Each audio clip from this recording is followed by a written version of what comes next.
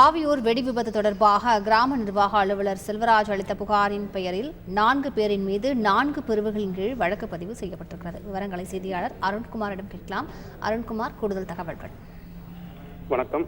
விருதுநகர் மாவட்டம் ஆவியூர் அருகே செயல்பட்டு வரும் தனியார் கல்குவாரி வெடி மருந்து குடோனில் நேற்று நடைபெற்ற வெடி விபத்து குறித்து புகார் அளித்த கிராம நிர்வாக அலுவலர் செல்வராஜ் அளித்த தகவலின் அடிப்படையில் மனித உயிருக்கு ஆபத்து ஏற்படுத்தும் என்று தெரிந்தும் பணியாளர்களுக்கு போதிய பாதுகாப்பு உபகரணங்கள் எதுவும் கொடுக்காமல் உயர் ரக வெடிமருந்துகள் இருக்கும் இடத்தில் போதிய கண்காணிப்பு செய்யும் அலுவலரால் எலக்ட்ரானிக் டெட்டனைட் வெடிமருந்து வேனையும் நைட்ரேட் மிக்சர் வெடிமருந்து இருந்த லோடு வேனையும் அருகருகே வைத்து லோடு இறக்கினாலோ ஏற்றினாலோ வெடி விபத்து ஏற்பட்டு உயிர் சேதத்தை விளைவிக்கும் என்று தெரிந்தும் அஜாக்கிரதையாகவும் கவனக்குறையாகவும் மேற்படி வெடிமருந்து குடோனில் இருந்து வேலை செய்த நபர்கள் இறக்க காரணம் என இதற்கு காரணமான கல்குவாரி வெடிமருந்து சேமிப்பு கிடங்கு உரிமையாளர்கள் மீது வழக்கு பதிவு செய்யப்படுகிறது.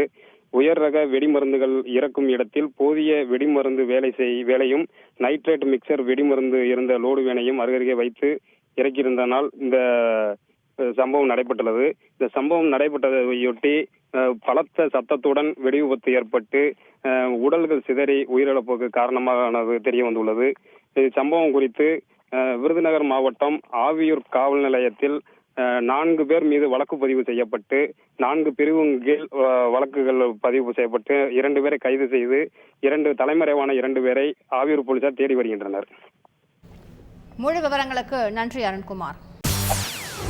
செய்திகளை உடனுக்குடன் தெரிந்து கொள்ள உடனே சப்ஸ்கிரைப் பண்ணுங்க.